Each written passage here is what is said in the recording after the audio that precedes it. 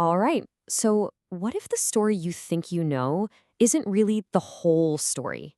Today, we're going to pull on a thread from our source material that unravels this incredible web of allegations. It connects high finance, organized crime, big tech, even intelligence agencies. Let's dive right in. For years, the public story around Jeffrey Epstein was, of course, locked onto his absolutely horrific sex crimes. But according to the source material we're looking at today, that was basically by design. The argument is that the scandal, as awful as it was, acted like a firewall, to stop us from seeing what they claim was Epstein's main role, a financial operative for a really, really powerful oligarchy. So, to follow the money, as they say, the source material argues we have to first look at the man who allegedly gave Epstein his big break. And this is him, Leslie Wexner. He's the billionaire behind brands you definitely know, like Victoria's Secret. Now, according to this viewpoint, back in the mid-'80s, Wexner brought in this financial nobody, really, named Jeffrey Epstein. And he had a very specific job: untangle Wexner's incredibly complicated finances.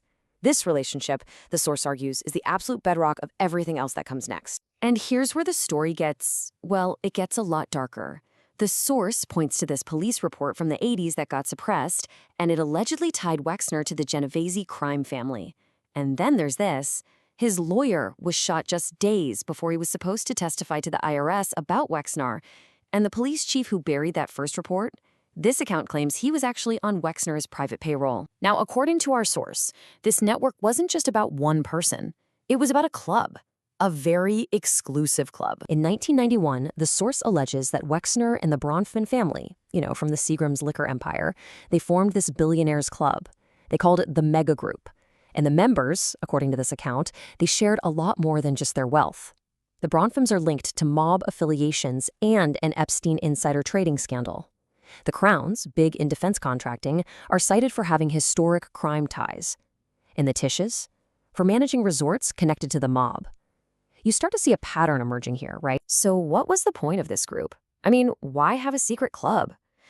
The source claims their goal was to pool all of their immense wealth together to shape society. They'd only meet a few times a year and decide how to use their billions.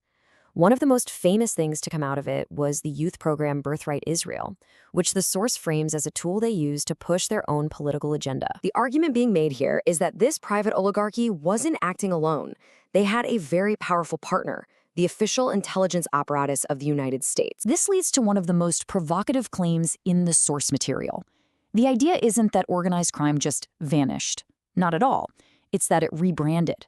It allegedly moved out of the back alleys and right into corporate boardrooms, swapping street crime for the, respectable cover of corporate philanthropy. Okay, so this is a crucial point, how the source defines the CIA. It argues that from its very, very beginning as the OSS, the agency was staffed and run by Wall Street lawyers and bankers. So it frames the CIA not just as a public security agency, but as a public-private partnership that has pretty much always functioned as Wall Street's secret police. And for proof, the source points to a whole series of historical CIA operations. In Guatemala, a coup allegedly on behalf of the United Fruit Company. In Iran, an overthrow for oil interests. In Chile, a move to stop the government from nationalizing copper. The source argues the pattern is just unmistakable: state power being used to protect private corporate profit. Now, this alleged alliance between finance and intelligence, it didn't just stop in the 20th century. According to this viewpoint, it just adapted. It moved into the most powerful new frontier there is: big tech. The source presents this fascinating case study. Okay, so after 9/11, DARPA proposed this massive public surveillance program called Total Information Awareness. But there was a huge public outcry, and it got shut down. But then, according to this account, its core ideas were brought back to life, privately, by the co-founder of PayPal, Peter Thiel. And the result was Palantir, a private sector version of a program the public had already said no way to. And according to the source, Palantir is not an outlier. The same pattern is alleged right across big tech. Facebook is framed as a revival of another failed DARPA program called LifeLog. The name Oracle, the source claims, comes directly from a CIA database project its founder worked on. And even Google, based on reports cited by the source, was supposedly helped into existence by the intelligence community. So why does any of this matter? Well, according to the source, this is the end game. The goal is to push our society even further online, to digitalize absolutely everything, and to make all of us completely dependent on a tech infrastructure that is controlled by a very small group of people who are, in their words, in bed with intelligence. So what's the purpose of it all? I mean, really, why? This brings us to the very core of the source's argument, the motivation behind this huge, interconnected system. The source argues the ultimate goal is to protect one thing: the US dollar's total dominance as the world's reserve currency. It claims the US empire will go to any length to defend it. It offers two examples: the invasion of Iraq right after Saddam started selling oil in euros, and the overthrow of Gaddafi in Libya after he pushed for a gold-backed African currency. The argument is that these weren't just wars, they were warnings. So how does this work today? The source outlines this alleged playbook of economic warfare, and it uses countries like Argentina as an example.